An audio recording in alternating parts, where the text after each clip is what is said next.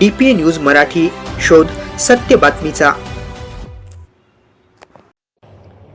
संभाजीनगर येथील आयुक्त कार्यालय दिल्ली गेट समोर सुरू असलेल्या महाराष्ट्र ग्रामीण रोजगार हमी योजनेतील ग्राम रोजगार सेवकांच्या बेमुदत उपोषणाचा आज 7वा दिवस पार पडला। दररोजच्या नित्यक्रमाप्रमाणे स्वराज्य संस्थापक छत्रपती शिवाजी महाराज, भारतीय संविधानाचे शिल्पकार डॉक्टर बाबासाहेब आंबेडकर आणि राष्ट्रपिता महात्मा गांधी यांच्या प्रतिमांचे पूजन करून आंदोलनाला सुरुवात करण्यात आली। महामानवांना अभिवादन करून ग्राम रोजगार सेवक आपल्या न्याय हक्कासाठी लढा देत असल्याचे आंदोलनकर्त्यांनी सांगितले आहे। महाराष्ट्र राज्यातील सुमारे 28,000 ग्राम रोजगार सेवकांना न्याय मिळावा, त्यांचे मानधन त्वरित लागू करावे, तसेच विविध प्रलंबित मागण्या शासनाने मान्य कराव्यात, या मागणीसाठी हे आंदोलन सुरू आहे।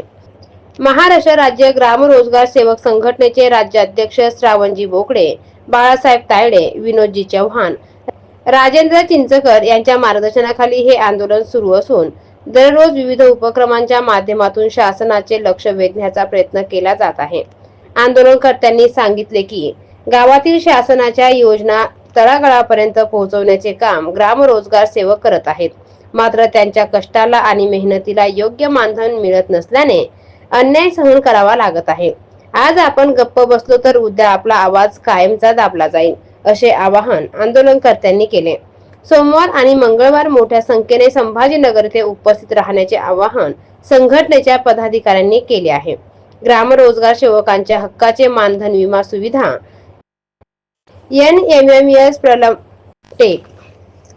NMMS प्रणाली बंद करणे, तसेच वैयक्तिक कामांवरील अटी शिथिल करणे अशा प्रमुख मागण्या यावेळी करण्यात आल्या। आतापर्यंत आंदोलनादरम्यान पायी मोर्चा, अर्धनग्न आंदोलन, एक्झिट उपोषण यासारखे विविध आंदोलनात्मक उपक्रम राबवण्यात आले आहे। राज्यातील विविध जिल्हे व तालुक्यांमधून ग्राम रोजगार सेवक संभाजीनगर येथे येऊन निदर्शने करत आहे। यापुढे शरण रचो आंदोलन करण्याचा इशाराही संघटनेने दिला आहे। लाकडांचे शरण रचून त्यावर आंदोलनकर्ते झोपून शासनाचे लक्ष वेधण्याचा प्रयत्न करणार असल्याचे सांगण्यात आले। शासनाने 3 ऑक्टोबर 2024च्या शासन निर्णयानुसार ग्राम रोजगार सेवकांना त्यांच्या वैयक्तिक बँक खात्यावर मानधन द्यावे अशी मागणी वारंवार करण्यात येत असूनही अद्याप निर्णय होत नसल्याबद्दल आंदोलनकर्त्यांनी नाराजी व्यक्त केली आहे। शासनाने याकडे तातडीने लक्ष न दिल्यास आणखी तीव्र आंदोलन छेडण्यात येईल असा इशारा राज्याध्यक्षांनी दिला आहे। DPA न्यूज साठी प्रतिनिधी प्रवीण पाटील, येवला।